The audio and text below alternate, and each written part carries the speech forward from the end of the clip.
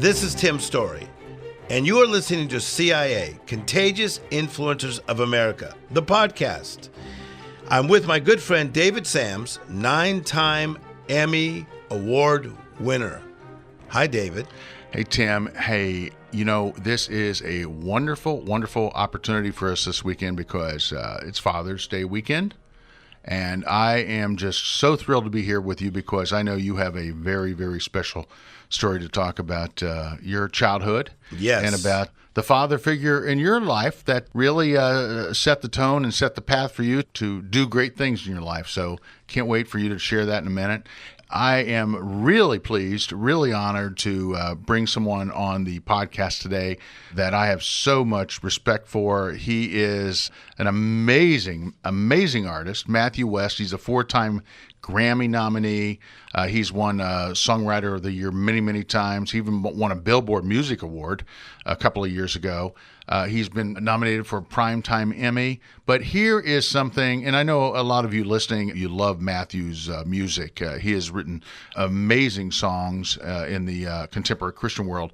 But he's also written songs for Rascal Flatts, Casting Crowns, Michael W. Smith, Amy Grant, Mandisa, just so many people. And by the way, writing songs, from what I understand, is where the money is. I believe that, and what a career! And what I love is it's all types of artists that he writes for. Yeah. He has such a big heart. But we have something really, really special with Matthew today. He is actually going to be here with his dad. His dad is a pastor. And so Matthew, like myself, is a PK, a preacher's kid. Mm-hmm. And we get to share some preacher kid horror stories. I mean secrets. Secrets from beneath. So before we get to the Matthew West interview with his dad, Joe, I just want to acknowledge all the dads this weekend. I want to acknowledge all of the dads with an asterisk. Yes. And that's the single moms. That's the grandparents who have raised their grandchildren. That's the stepdads. That's all the step-in figures. And I just want you to share your story because I know it's a very special one that people will really get something from. We're talking about father figures, is what you just said. A father is supposed to do 3 things: to guide you, to guard you, and to govern you. Very, very important. To guide is direction. To guard is protection. To govern is administration. And I think that so many of you listening today, you say, wow, who is in my life that was guiding me, guarding me, and governing me? And as David just said, sometimes your father was not there for many, many reasons. But I think that God, by his mercy, brings people into our lives. It may be a school teacher. It may be a coach of some sort. It could be a grandparent. Don't you think so? Absolutely. Yeah. In my life, unfortunately, my father passed away in a car accident when I was only 10 years of age.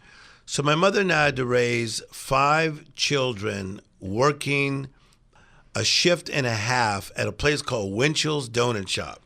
David, have you ever heard of Winchell's Donut Shop? I've spent way too many hours in Winchell's Donut Shop. Can't you tell? No, I can't. You're looking thin, but we're going to talk about that later. But my father passed, and so my mother then had to take on the role of the guiding, the guarding, and the governing. But here's a great thing, again, by that mercy. My Little League coach came into my life when I was only 12. And a gentleman by the name of Ron Trejo. And he really taught me a lot about discipline and etiquette and principles. I learned a lot even from the church, youth pastors teaching me. And so I do believe that grace fills in the gaps. And the gap that I have of not having a physical father, life brought in some people that helped to build my life. That's wonderful. That's just so very much. So let's now go to the Matthew West interview that I just recently did.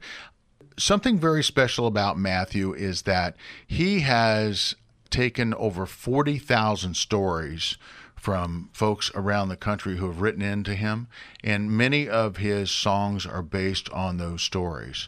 And he's had some phenomenal success with that.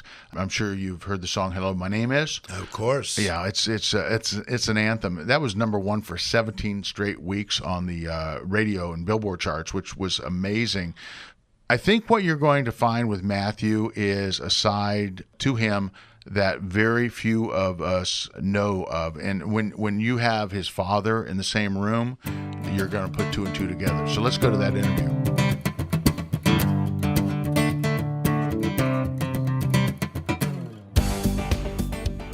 Okay, we have Matthew West here. And Matthew, I just have to ask you, what is it? I know we're going to have your dad on here in a few minutes.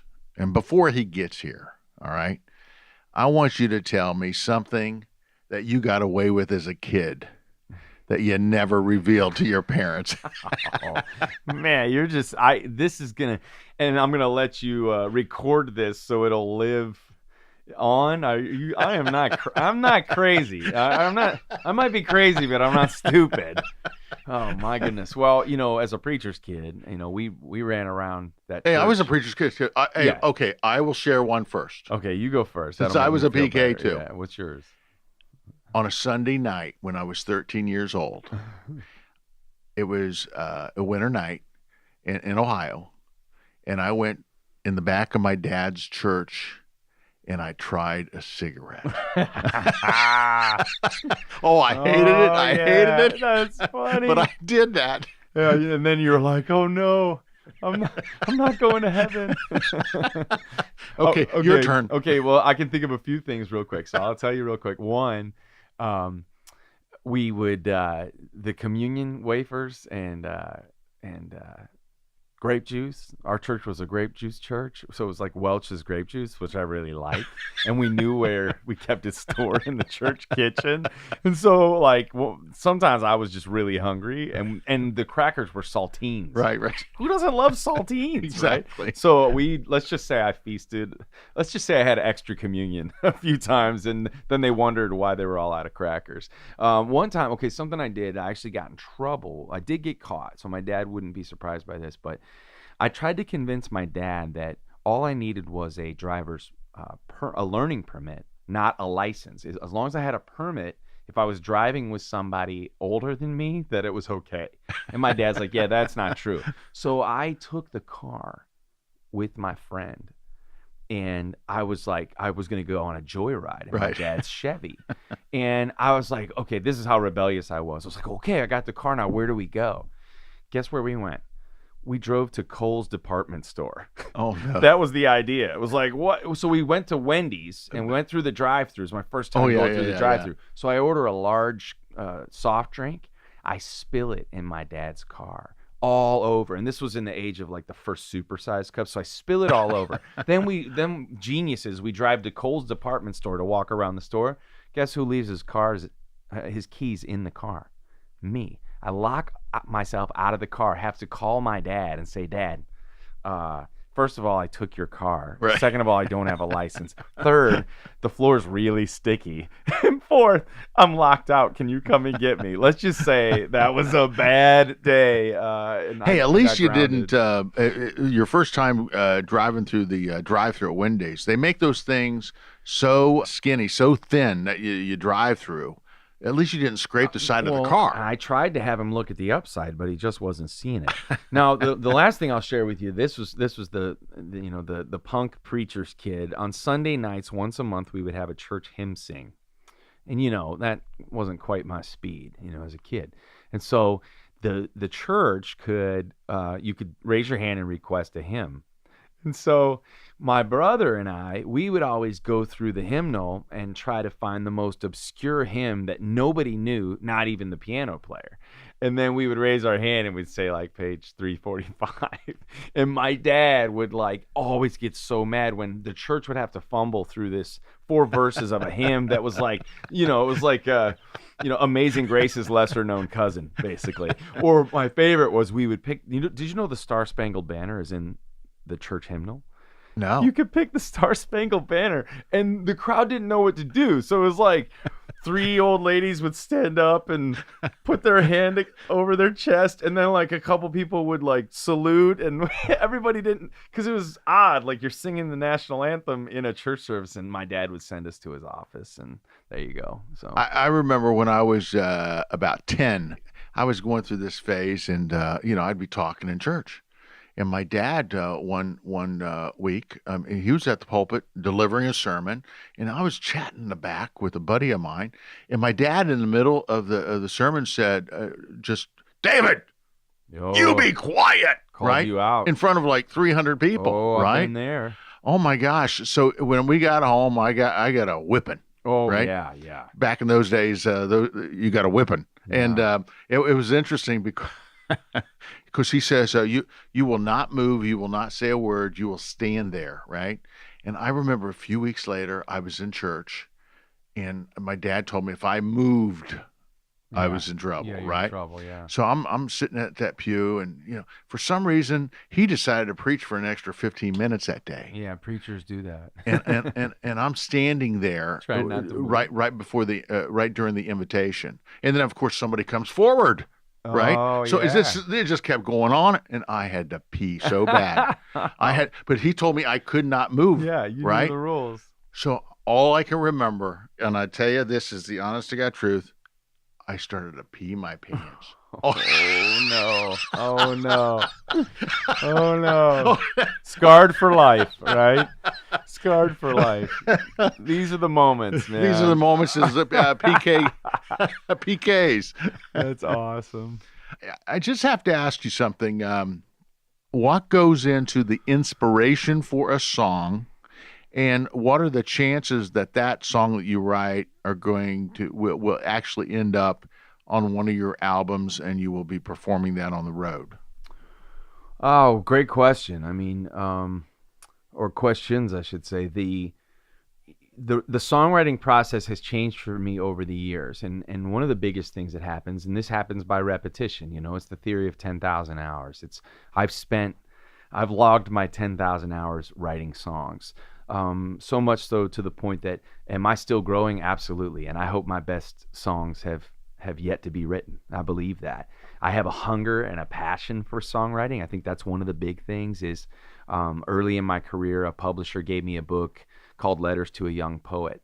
And this book was basically a challenge to say, if you couldn't write songs anymore, would you still be able to exist? And so one time I remember doing an exercise where I just went 2 weeks without picking up a pen and paper.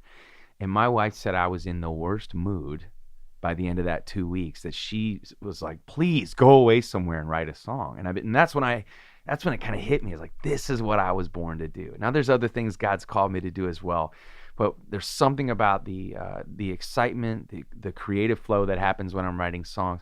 And now as a result of the 10,000 hours, I think I do less thinking, and a lot of it's a reflex, you know what I mean? Learning to trust my sensibilities musically, learning to trust that, where I'm instinctively going with a melody or with a section of a song or even with a lyrical concept, trusting my gut.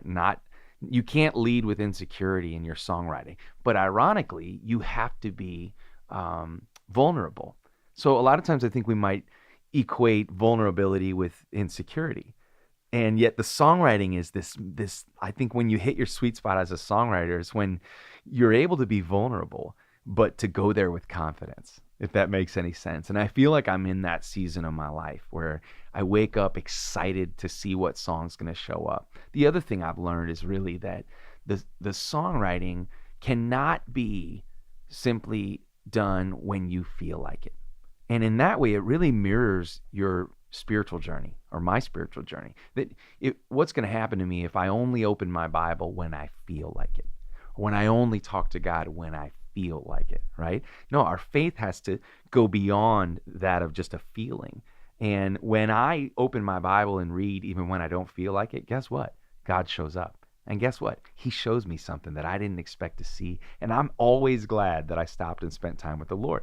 Songwriting is very similar in that way, that when I go in and I dig in and write a song on the day when I think I've got nothing, God shows up. and something special takes place. So does every song see the light of day? No. And there's many songs that I just can start writing and just sense, this one might just be for me.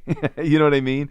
And some of my favorite songs are ones that are written out of personal quiet times where it's just kind of a song between me and God that I don't put on a record. So I've got many more songs than the world has ever heard. And if you heard them, you might go, yeah, there's a good reason for that.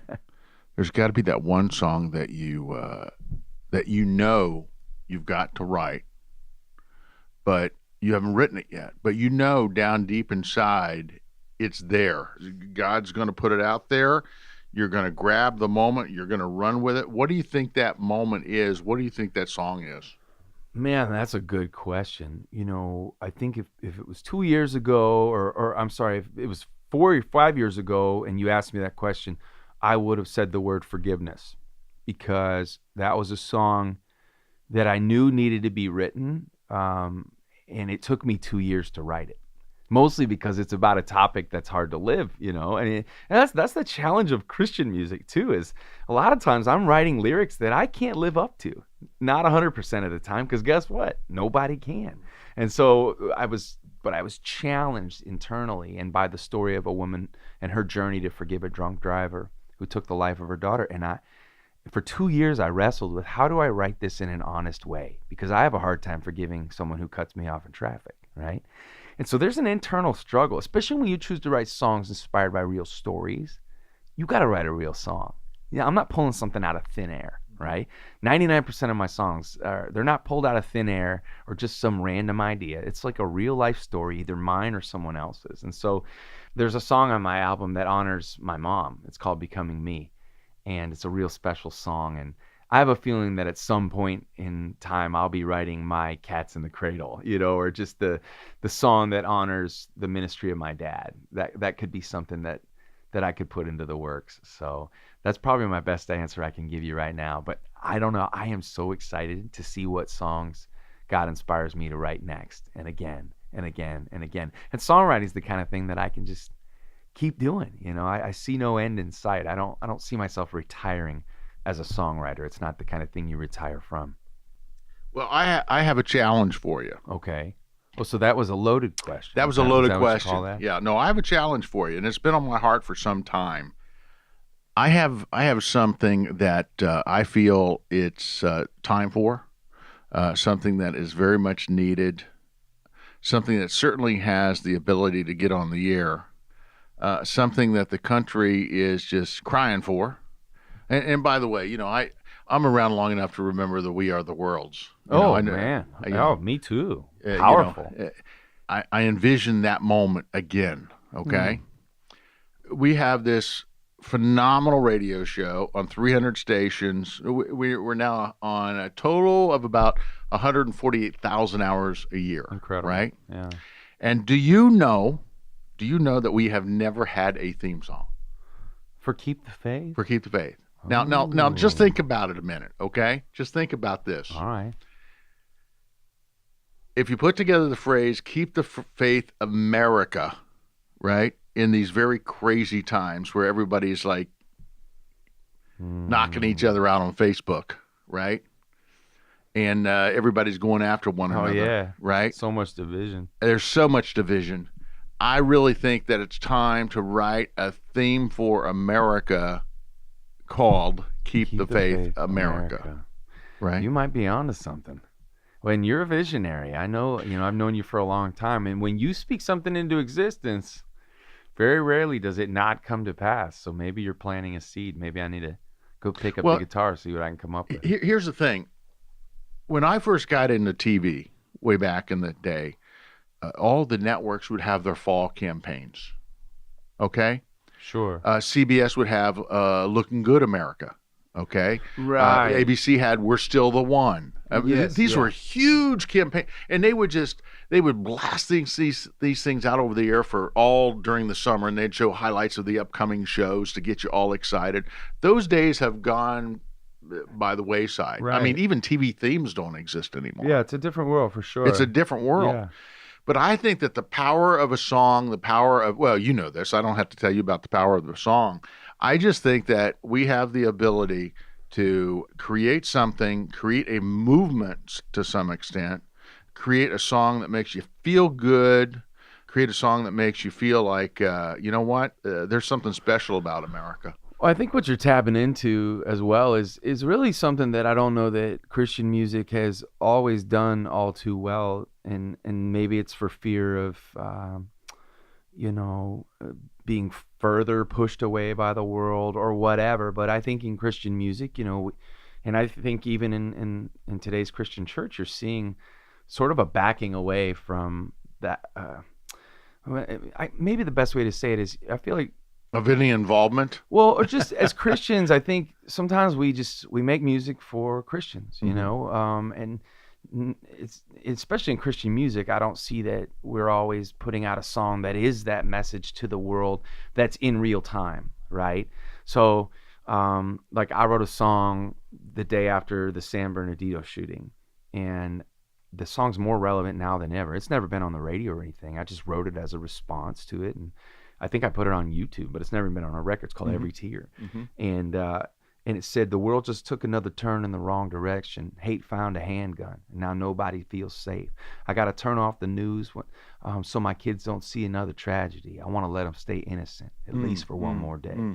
And it's interesting because I started thinking, why am I not writing lyrics like that all the time, right?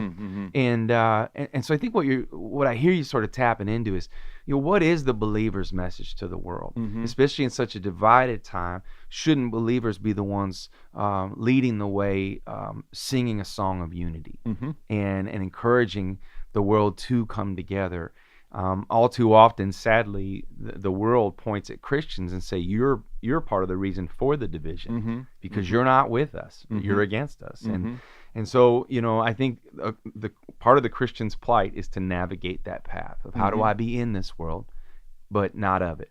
How do I love this world? How do I speak to this world, but not point my finger at it, not look down to it? And sometimes music can be that tool. And so, I take what you're saying as a challenge even to myself as a songwriter and to the other music makers who are Christians and making Christian music, because I believe in the value of it. I see the power of Christ-centered music. But can Christ-centered music continue to strive to be real, authentic, vulnerable, and offering a real-time message of hope to a world that is daily, in real time, hurting on a deeper and deeper level with every headline that comes across our social media feeds? Let's bring on your dad. Let's do it. I can't wait for everybody to meet this man who's impacted my life so much. So Matthew's dad, Joe West, is with us in just a second.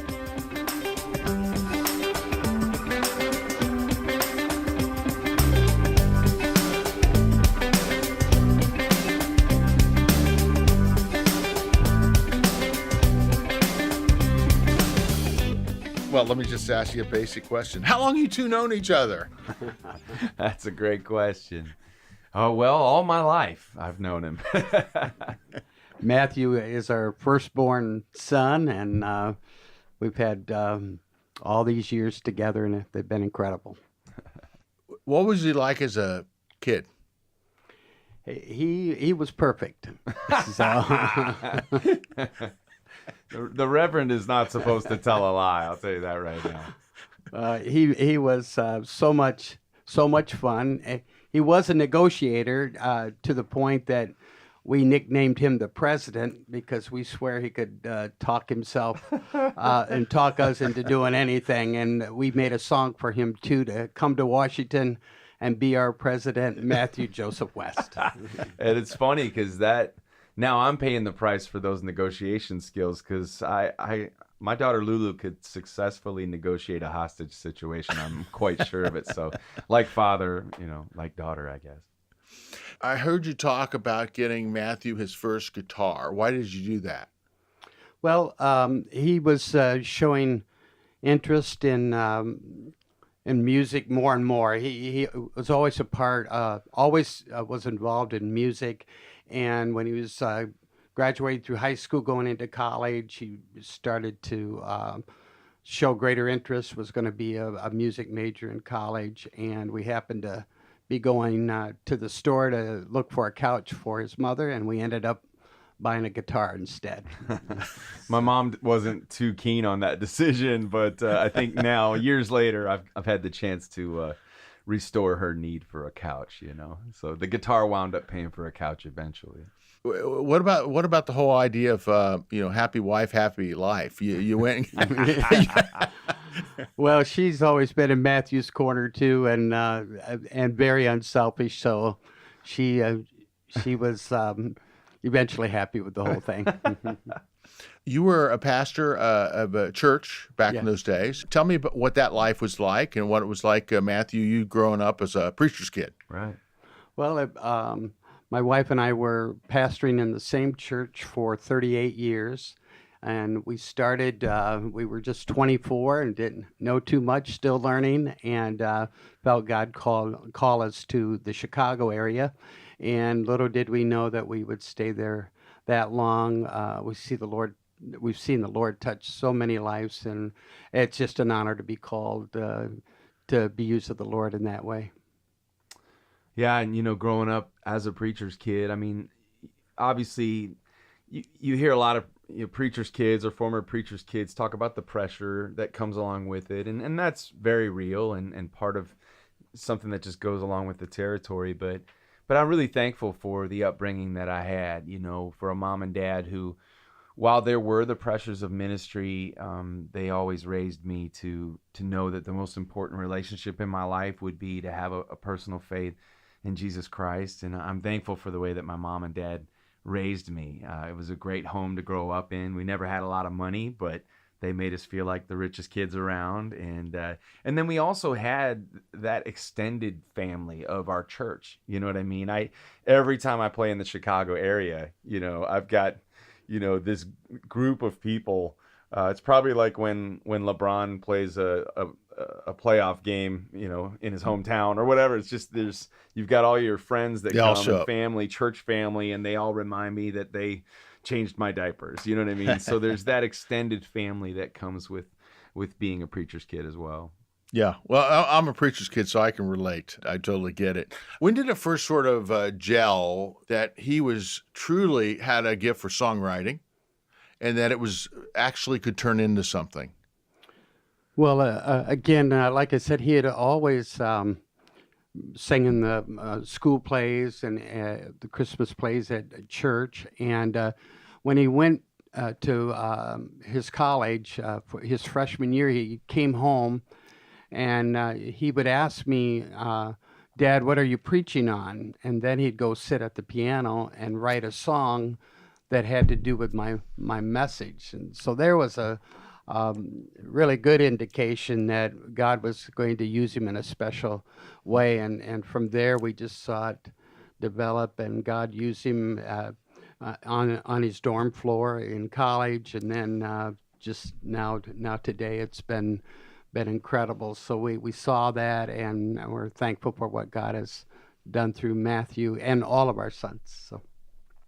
So when you put that song of the week together for your dad to match up with his sermons, did any of those songs actually end up on your future albums?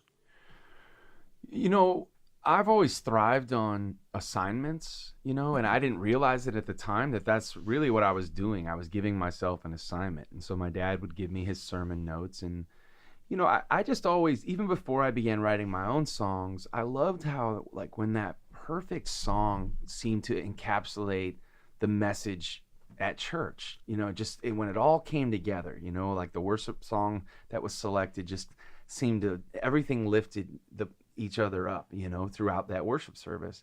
And I thought, I want to be a part of that. And so getting my dad's sermon notes, and my dad's one of my favorite preachers. I mean, he would give it 100% every time. He worked tirelessly on his messages, and he travels with us full time now and still delivers messages. And we do tour church on Sunday mornings. And even now, like, he just works and works to put he works as hard on his messages as I do on writing my songs. And so to have the theme of his messages in front of me, I would sit down, like he said, at the piano or the guitar. And that was just a really formative time in my life where I was learning how to communicate a message through music. And really the songs that I write, they're sermons. They just happen to rhyme, and they're 3 minutes long. You know what I mean? So I challenge my dad now, hey, make your sermon that powerful in 3 minutes, right? But I don't know that any of those songs wound up making it onto a record that was through my record label, but they certainly made it onto some of my early independent projects. And people come to my concerts and they found one of those early projects on Amazon or eBay or something and bring it to the concert. And it's always like a blast from the past when I see this, this goofy looking picture of me on the cover. And I'm like, I brought right back to some of those first songs that I wrote. What is the earliest recollection that you have of sitting down with your guitar that your mom and dad bought you, coming up with a song? Do you remember that moment? And what was the song? I was in college. Like my dad mentioned, I was a music major, but I didn't really have any technical background. In fact, when I auditioned for a music scholarship, it was really just because I found out I wasn't going to get an athletic scholarship. And I was, let's just say I didn't quite have the grades that were going to get me any sort of financial aid. And I remember auditioning for these professors, these skilled professors who had mastered their craft. And I tried to sing a piece from Handel's Messiah, and it was the tenor piece. But I sang it like Boys to Men. Like I sang it, and they all kind of looked at me and they're like, "You like pop music, don't you?" I was like, "Yeah," but I was trying to be classical because that's what I thought they wanted. Well, they must have seen something in me, and so they gave me a scholarship. And lo and behold, there I am, a freshman in college and a music major with no technical background, learning how to read music for the first time. And so the short answer to your question is the first memory I have with that guitar was in my freshman dorm room. I didn't know anybody. The rest of the guys on my floor were on the football team. And this was the first time in my life where I wasn't associated with the jocks. And so I felt a little isolated. And I'm sitting in my dorm room. I bought a poster from Walmart called the Chord Finder. And it was just a giant poster that showed where you put your fingers to make different chords. And so I can see it right now as I'm talking to you. That poster up on the door in my dorm. And I sat there for hours and I learned how to play that G chord and then a C chord and then a D chord. And then I realized those 3 chords are pretty much all I need. So in fact, the first song I wrote was a song called You. And it was like 5 minutes long. And it was about, some broken heart that I got from a girl. You know what I mean? And it's funny. One of my professors joked with me. He's like, "Matthew, you write about 2 themes." And I was like, "What's that?" He's like, 2 G's, God and girls. So that was what I was writing about in college. And now fast forward all these years later, guess what? I'm still writing about God and girls, except the girls I'm writing about are 12 years old and 9 years old and my wife, Emily. That's good. That's good. So you were at your church for 38 years, and now you work with Matthew, right? Yes. You guys have a unique ministry over and above the artistry part of the ministry. Tell me about that. Yes. We were praying about our next steps. We were getting close to retirement, and we got a call from Matthew asking if... I'm assuming you were close to retirement, not Matthew, right? Right. My wife and I. Yeah, hopefully he's not speaking a prophetic word. Yes, that's right. But Matthew called me up and asked if I would pray about coming on the road with him, that he was feeling that God has laid on his heart to remember to do 2 things in his concerts, and one was to make sure it was more than a concert and more than entertainment, but it was ministry. And he said, there are so many hurting people coming. We need to offer prayer. Would you come and pray with people? Would you develop prayer teams? Would you develop a follow-up system?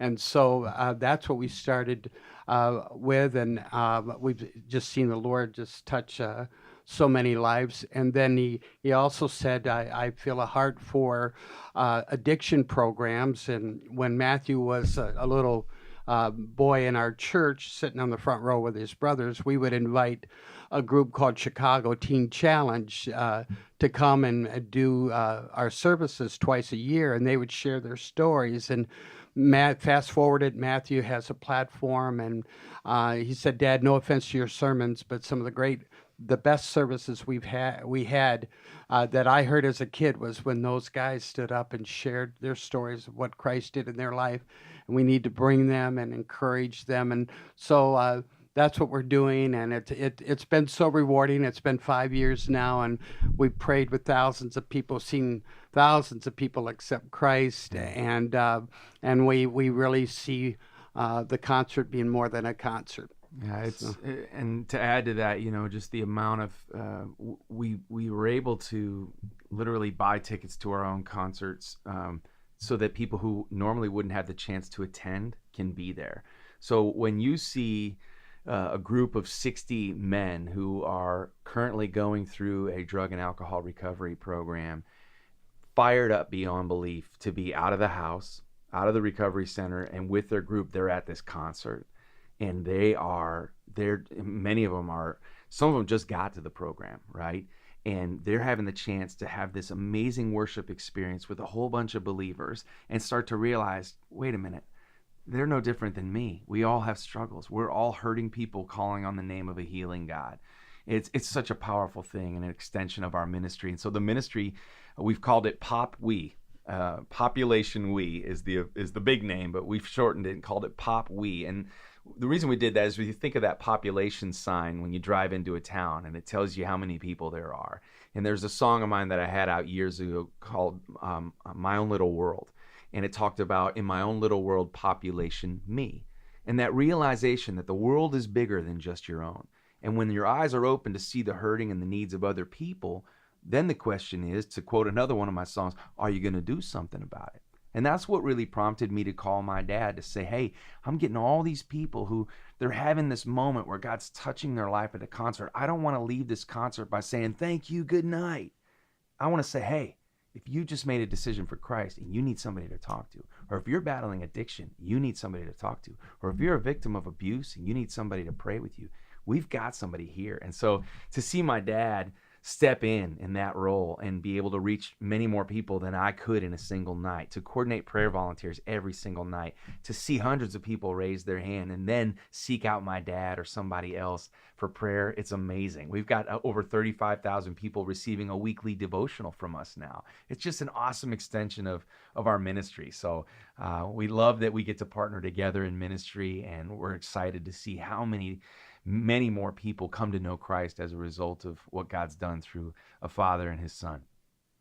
So, Joe, it must really be something for you to look back over these years and see how your ministry has been extended and how your legacy has carried on through what Matthew is doing and your family, and also how it's come sort of full circle, because the retirement thing has never really happened. Right. Right. Yeah. So you get like a new breath of fresh air and fresh ministry.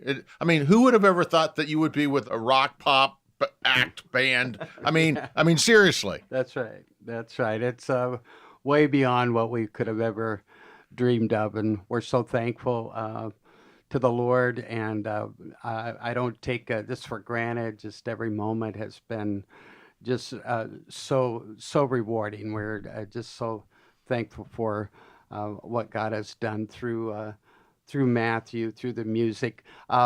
We had a young lady that gave her life to Christ in our early years of ministry, and now when she sees me, and we've gotten close, she's been close to my wife and I, and now when she sees us, she comes to every one of Matthew's concerts when we're in the Chicago area, but she'll come up to me and say, Pastor, I know you wanted to reach thousands of people here in Downers Grove, but you're reaching more than that now being with Matthew. And so she reminds me of just the reward of all the lives being touched, and it's been incredible.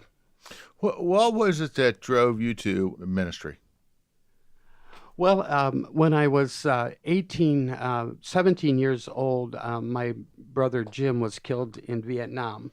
And it was on a cold winter day, December 21st, 1967, that we had my brother Jim's funeral. And it was there. I had accepted Christ 1,000 times in Vacation Bible School, but it was there that I had the defining moment and saying, Lord, you get me through this, I'll do whatever you want me to do. And I was just a shy kid and had no idea what I'd been called to the ministry. In fact, people from our church, when they'd see me years later, they'd go, if somebody would have told me that Joe West was going to be a pastor and get up and speak in front of people, I would have told them they were crazy because you were so shy. So it was that moment. And then from then on, God has led. I see where you get your storytelling from. Yeah, no, absolutely. I mean, growing up, my dad, is a great storyteller, and, he always used illustrations in his sermons, and he was kind of famous in our church for, cutting out newspaper articles and pictures. And this was, in the days before PowerPoint and all these, big fancy presentations. And he'd hold these, stories up. And it's so funny when you think about it. I don't think many of us really stop long enough in our lives to realize just all of the ways key figures in our lives have influenced us. And I think sometimes we focus more on the negative influences. Well, why did this person impact me this way? Which, we all have to deal with that as well. But, it is funny, even as we're talking today and your question, I'm thinking about, well, gosh, my passion for the stories of people's lives. I write songs inspired by people's stories, and story was a big part of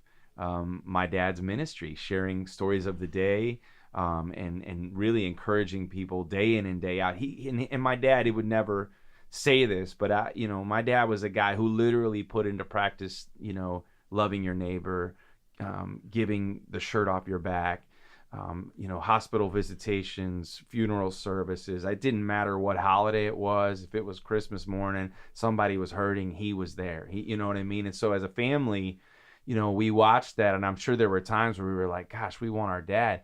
But all these years later now, I realize, like, man, that's what it's all about. He didn't just preach the gospel, he lived the gospel, and he still does to this day. And so it's exciting. Now we both get to partner in reaching into the stories of people's lives. And that's what I really believe we're doing with the music, with the concerts, with our ministry now, sending out devotions to people.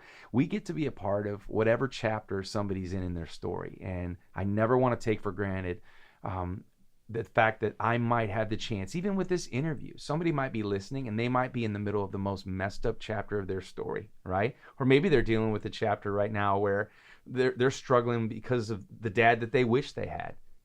I know for a fact people come to our concerts, they see my dad and I on stage, and some of them are out there and they've told me this. They're like, I wish I had a relationship with my dad like that. Do you know what I mean? And that longing gets stirred up, or that angst of why I didn't have that, right? And I'm just grateful for the relationship I have with my dad. I'm also grateful that he's always reminding me that there's a heavenly Father, that even when our earthly fathers do let us down, which they will, I've learned as a dad myself, perfection is not the goal. Perfection is not the goal. If I can point my daughters to their heavenly Father who will never let them down, just the way that my dad has done for me, then mission accomplished. Joe, I remember when I was growing up, my dad, we'd have revivals every summer. Did you do that? Yeah, we did. He actually went calling door to door. Did you do that too? Yes, did that too. Today, I think you get shot doing it. Yeah, that's right. That's right. Well, we would go door to door in our neighborhood and invite people to church, and we remember VBS, Vacation Bible School. Now my dad, he not only was a good preacher, but he and my mom, they put on a pretty spectacular Vacation Bible School. And so we were out on a mission because we would win a giant candy bar, like this 3-foot candy bar was the grand prize for whoever brought the most guests. You know what I mean? It's so funny how I think as kids we get, when you catch fire for God, as a kid, there's no filter. I remember praying with my neighbor, Marco, and as a kid, telling him about the sinner's prayer. And it's like, as an adult, that seems to be a bigger struggle, but I remember going door to door and Dad taking us to my first Christian concerts. I mean, we saw DC Talk and Petra, and Dad always made Christian music part of our lives. And he's like, don't listen to that pop station. Don't listen to that devil's music. That's what he would say.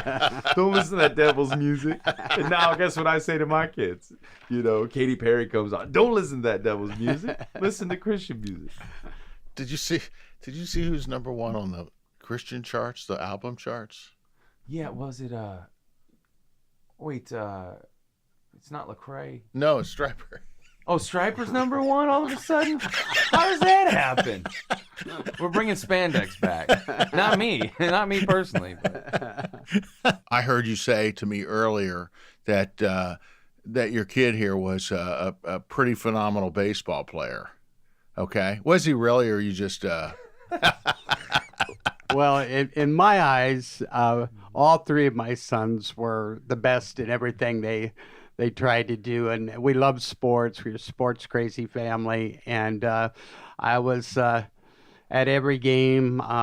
It was, and to me, they could do no wrong in anything they attempted.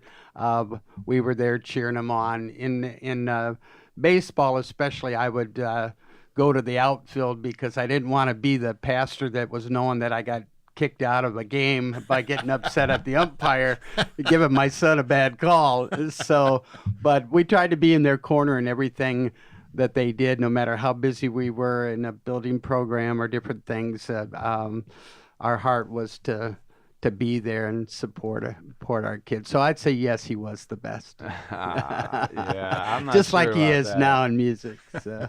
Let's just say I tried real hard. You know what I mean? I did. I love sports, and I got that from my dad. You know, we've gone to so many Major League Baseball stadiums, and that was my dream. You know, I wanted to go on and at least play college baseball. And one year I got a letter from the Chicago White Sox, and I just thought I was the stuff. You know what I mean? And I brought it with me to my classes and put my feet up on the desk. And I had a teacher come up to me. She said, "Matthew, why aren't you doing your work?" And I slid that letter across the desk, and I said, "I don't need to do my work." And she looks at the letter. She's like, "You know, Matthew, there might just be a small chance that you don't go pro in baseball." And to this day, I blame her for speaking that into existence. But at least my dad thought I was a pretty good ball player. So with Father's Day just a few days away, Matthew, could you turn toward your dad, let him know what he means to you? And Joe, you do the same. Just take a look at Matthew and let him know how proud you are. Well, Matthew, I hope you always know that who you are becoming is more important to me and to your mother than what you do. And what you've been doing has been incredible. It's certainly, we see God's hand on your life and God using you and giving you special gifts. And someone came up to me during a concert and said, "You know, Matthew's a modern day psalmist."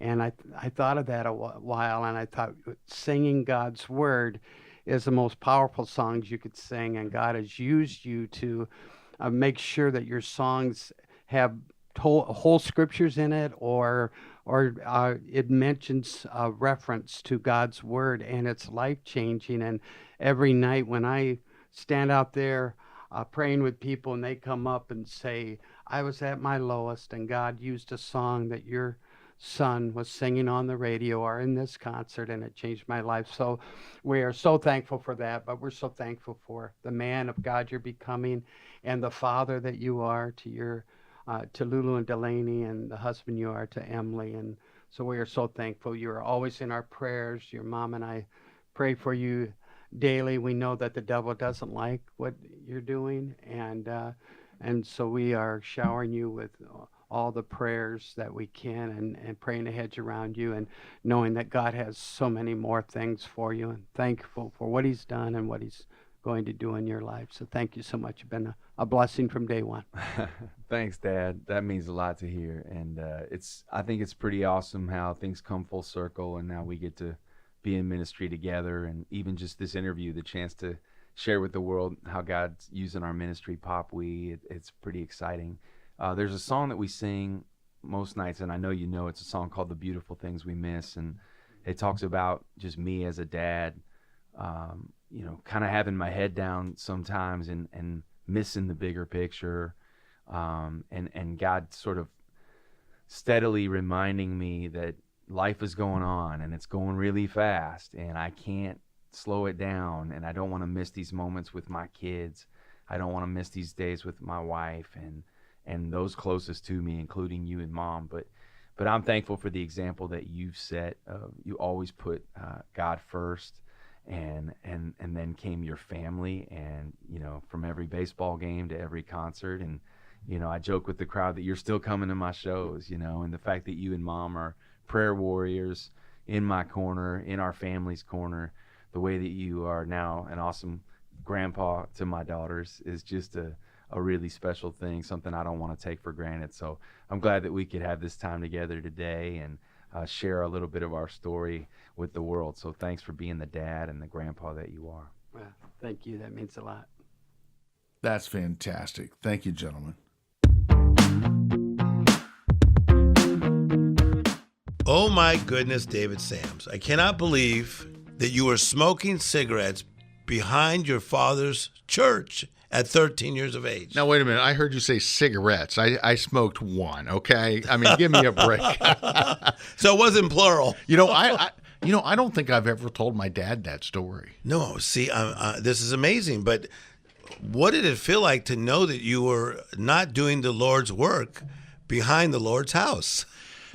Well, let's just say I got it out of my system. I want to tell you something about my dad. My dad has been such a remarkable influence throughout my life. He really is the pillar of my foundation. And, I just have to tell you, my dad, he has been a pastor of many, many wonderful churches. I've seen him change so many lives and families. And do you know how he got through college? I don't know that. Okay. I have to tell you this because I had one grandfather who was an egg man, and the other grandfather owned a milk company. Yes. Right? And they were kind of from two different sides of the railroad tracks. And my dad's dad, he sold eggs door to door in Cincinnati. And he trained my dad and his twin brother also to sell eggs. So they would actually take a panel truck, drive it to Cincinnati, and walk up to a house, and sell them a dozen eggs for, 50 cents back in the day. Maybe it was a quarter. And I used to go on these egg routes when I was a little kid, when I was a teenager. And I'm like, man, this is a lot of work, climbing these steps to sell a dozen eggs to somebody. He also got his master's degree for education, University of Cincinnati. That really taught me a lot. And then when I was 4 or 5 years old, I know that my dad would take me to his church where he was a pastor. And I got to run around the church and play preacher, right, when I was 5 years old in the middle of the week. And then, you fast forward a few years. When I first got in TV, I got the rights to college. I wish I had the rights to college football. I wouldn't be sitting here today. I'd be on a beach. But I got the rights to high school football in Central Ohio when I was like a kid, 17 years old. And my dad, he said, hey, let's play this big time. I'll loan you my trailer. We'll put it behind the stands. Oh, yeah. And you can put a monitor on the outside of that, and that'll be your control room, and which is what I did. And, oh, my gosh, that proved to me the power of TV. Yes. Because there were 300 or 400 people that came down from those stands, went behind the stands to watch a 13-inch TV of what they could have been watching live. Oh, yeah. Right? And then I fast forward to 1987. I was flying high in Hollywood, just launched Wheel of Fortune, Jeopardy, Oprah, and I had put all my money in the stock market. And in one day, I lost 90% of everything. And I stared at the wall for 3 weeks. Right? I thought my life was over. And my dad, I had one conversation with him, and he said these words to me I'll never forget over the phone. He said to me, son, what did you go to Hollywood with? And I just said, well, nothing. And he goes, here's what he said to me. He says, well, you're ahead of the game, aren't you? Wow, wow, wow. I completely just came out of that rut I was in, and I got back on my feet.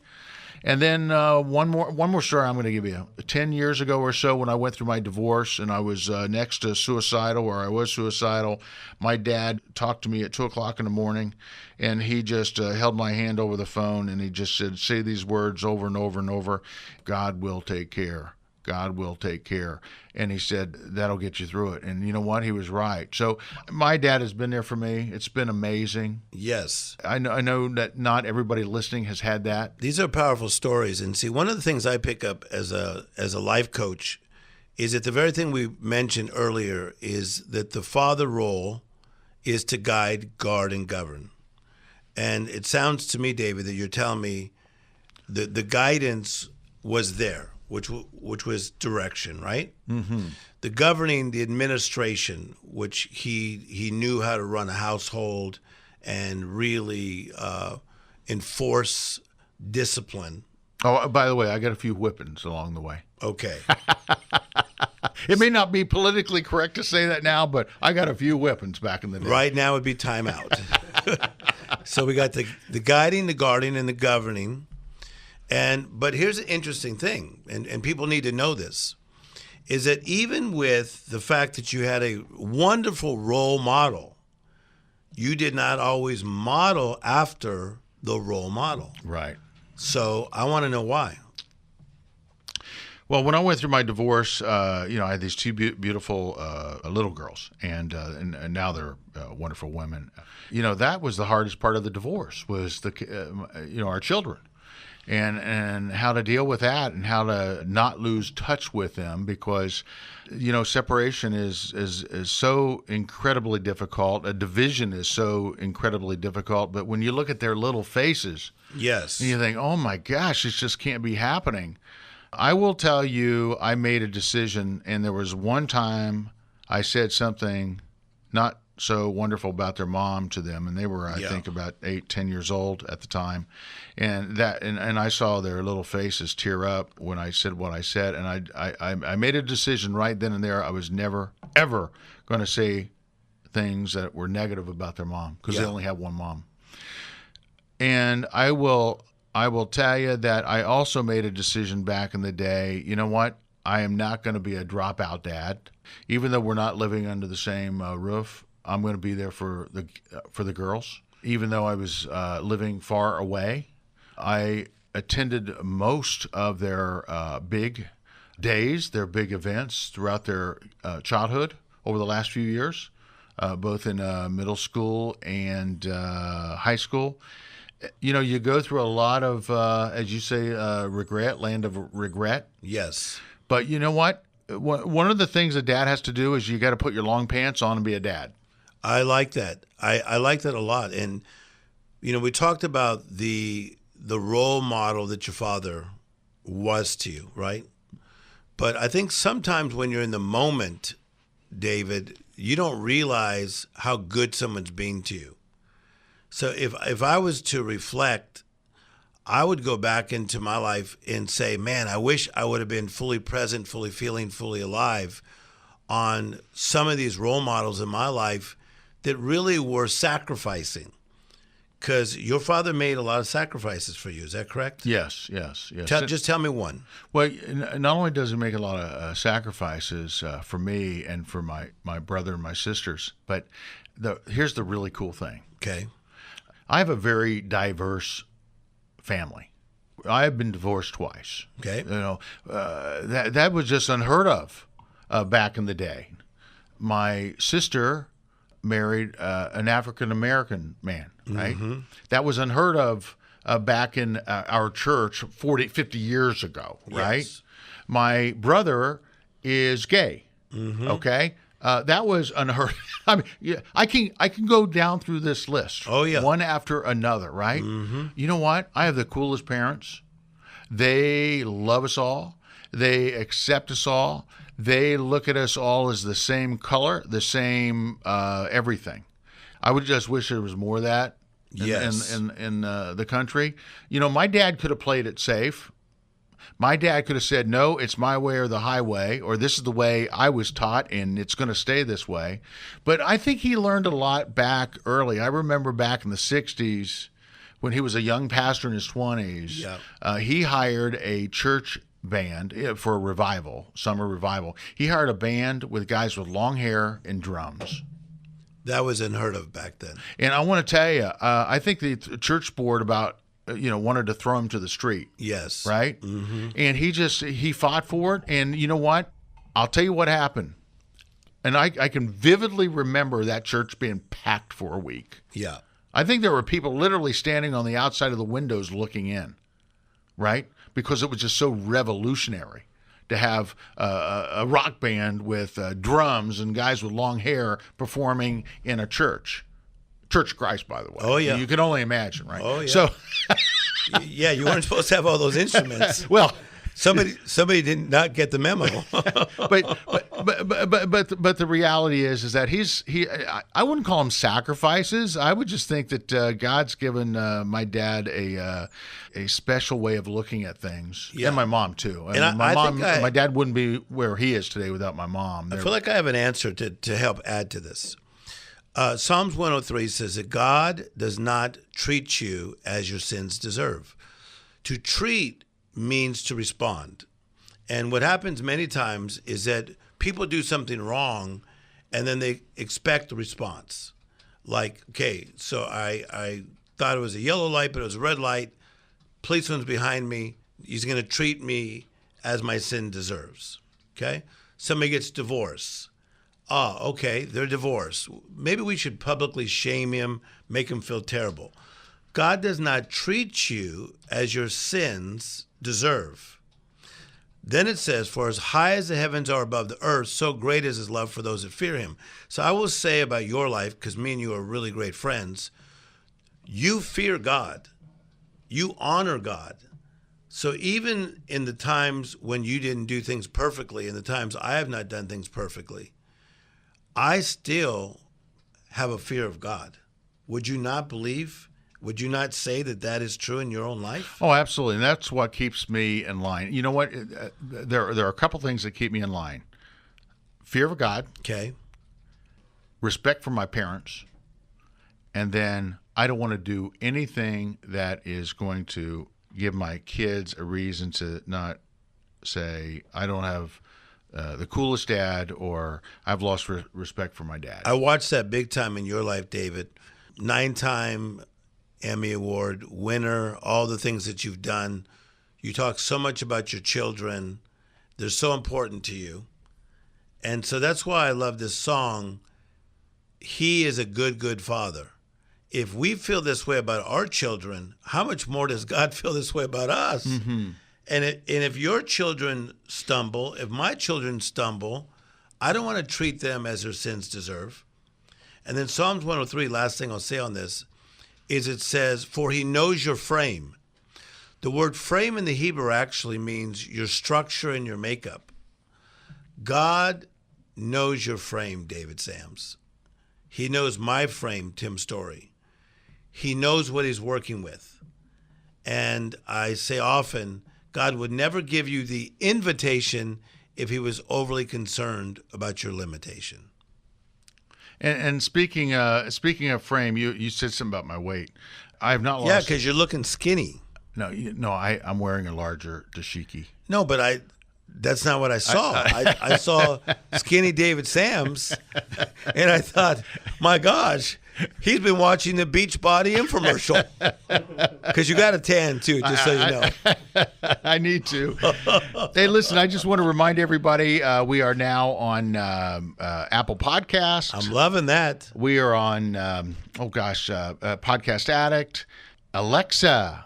We're on Alexa. That's big. We're going to be on Google Home here and soon. And the one that is really cool that's getting a lot of traction, believe it or not, even though this is a podcast, is YouTube.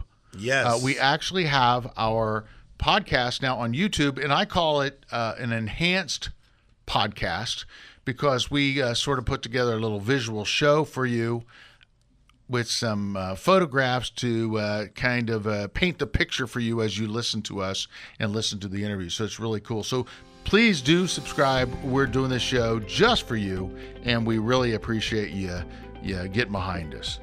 We'll see you next time here on CIA Contagious Influencers of America. And remember, go out there, live that life in living color, because it sure is a lot more fun than living it in black and white.